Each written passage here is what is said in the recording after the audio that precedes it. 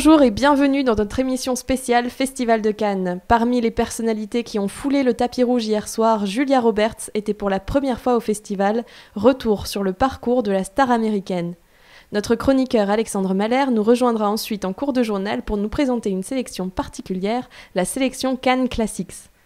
Et ce soir, en compétition officielle, le film Maloute de Bruno Dumont sera projeté au Grand Palais.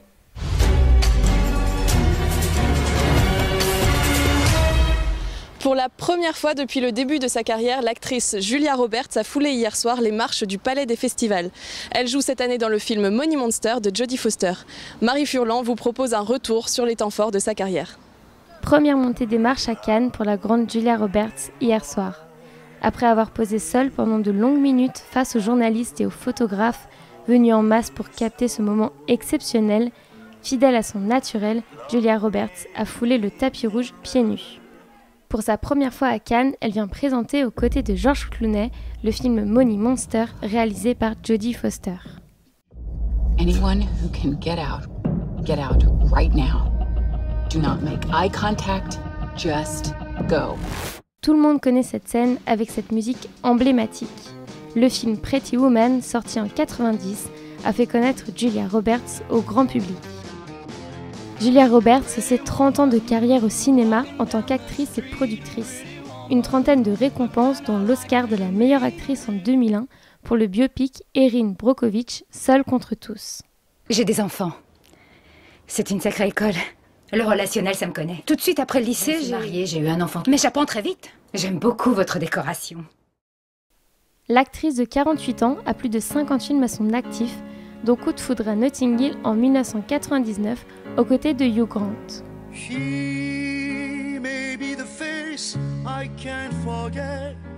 Ocean 11 en 2001. Ce sera vraiment une première. La cible, c'est quoi? Depuis quand t'as pas vu Las Vegas? Tu veux qu'on braque un casino? 3 casinos. Tu as sûrement une combine, Danny, c'est quoi? Tu prépares un cas, ça voulu. Tu es un voleur et un menteur. Je mentais quand je disais que je n'avais jamais volé. Le sourire de Mona Lisa en 2003. Sûr que c'est vraiment ici que je vais travailler. Par le réalisateur de 4 mariages et un enterrement. C'étaient les élèves les plus brillantes du pays. Méfiez-vous, elles sentent quand quelqu'un a peur. Quelqu'un de vous le reconnaît? Ou encore Manche Priem en 2010, où à 43 ans, elle confirme l'étendue de son talent.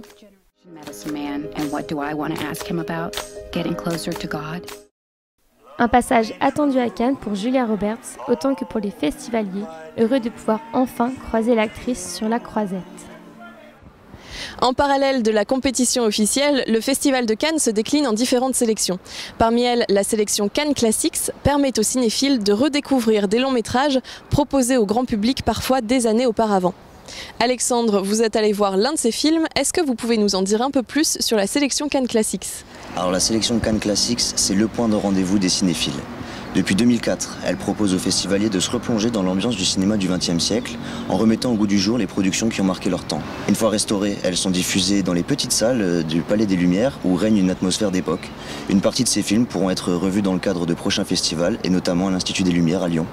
Et donc vous avez pu assister vous-même à la projection d'un des films de cette sélection Cannes Classics. Qu'est-ce que vous en avez pensé ? Alors la sélection a effectivement démarré hier avec la diffusion du film Masculin-Féminin de Jean-Luc Godard. Sorti en 1966, le film mêle sociologie et fiction à travers un cadre sombre et doté d'un noir et blanc à l'état brut. La restauration des images qui a été menée sous la houlette de Willy Currant est une réussite. En donnant un aspect réel au Paris des années 60, elle focalise le spectateur. Et durant la projection, alors, quelle était l'atmosphère de la salle ? Alors pendant la projection, dans le public, il y avait de tout. Les cinéphiles chevronnés ont bien évidemment répondu présent, mais ils ne sont pas les seuls. Les jeunes générations étaient également représentées. Pour les novices, la rediffusion en haute définition est un moyen de faire sauter les barrières qui habituellement les séparent du cinéma d'antan en le rendant plus accessible. Dès la fin de la projection, les néophytes n'ont pas hésité à applaudir copieusement de concert avec leurs aînés.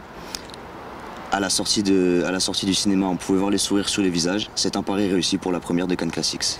Merci Alexandre. On reste dans une atmosphère de rétrospective avec le film Howard's End de James Ivory, projeté pour la première fois au Festival de Cannes en 1992. Le réalisateur et l'une des actrices du film étaient présents hier soir dans la salle, 24 ans après la première projection du film. Reportage de Marie Furlan et Clément Vipf. C'est à l'occasion de la sélection Cannes Classique que le film Howard's End a été projeté au Palais des Festivals hier soir.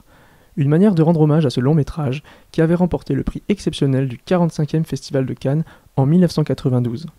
L'histoire de cette comédie dramatique se déroule dans l'Angleterre du début du XXe siècle, où deux familles aux valeurs différentes vont voir leur destin se lier, entre histoire de cœur et d'héritage.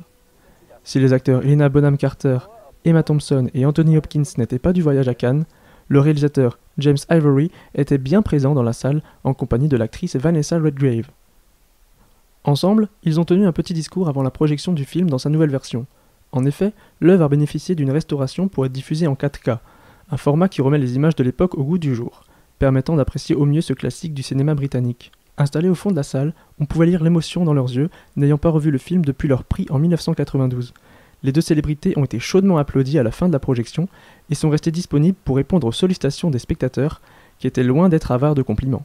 Ce soir, en compétition officielle, 2 films seront projetés sur le grand écran du Palais des Festivals. L'un de ces 2 films, c'est I, Daniel Blake, réalisé par le Britannique Ken Loach. Il raconte le parcours de Daniel Blake, un menuisier anglais qui fait appel aux aides sociales suite à ses problèmes cardiaques. Son médecin lui interdit de travailler, mais il est obligé de fournir l'épreuve d'une recherche d'emploi s'il veut obtenir des aides financières. C'est dans ce contexte que Daniel va croiser la route de Rachel, mère célibataire de 2 enfants, elle aussi dans une situation délicate. Face aux contradictions du système anglais d'aujourd'hui, Daniel et Rachel vont tenter de s'entraider. L'autre point d'orgue de cette soirée, ce sera le film Maloute de Bruno Dumont. Ce long métrage à l'identité marquée sera lui aussi projeté au Grand Théâtre Lumière. Rémi Guéry et Jacques Rigaud vous emmènent à la découverte de ce film. La glycine, elle a pris 2 mètres. Tout pousse, André, tout pousse. Maloute, c'est une histoire un peu perchée, mais comme on les aime. Été 1910 sur les plages du nord de la France. De nombreuses disparitions inquiètent la région et c'est le fantasque inspecteur Machin, indissociable de son complice Malfoy, qui mène l'enquête. Il débarque et rencontre 2 familles aux antipodes, reliées par une dévorante et surprenante histoire d'amour. Maloute, fils aîné d'une famille de pêcheurs aux mœurs plus que légères, était pris de la belle Billy de la famille Van Peteghem, riche bourgeois lillois haut en couleur. Ce film, réalisé par Bruno Dumont, propose un casting détonnant. On y retrouve Juliette Binoche, étincelante comme toujours, dans le rôle de la mère de famille Van Peteghem. Mais c'est bien le jeune Brandon Laviville qui crève l'écran. Du haut de ses 17 ans, il supporte pour son tout premier film le rôle de Maloute, le personnage principal. Un pari risqué du réalisateur qui se révèle être plus que payant tant le jeune homme en impose. Il a certainement été soutenu par une autre star de ce film, Fabrice Lucchini. Il interprète le père de la jeune Billy avec un talent qu'on lui connaît.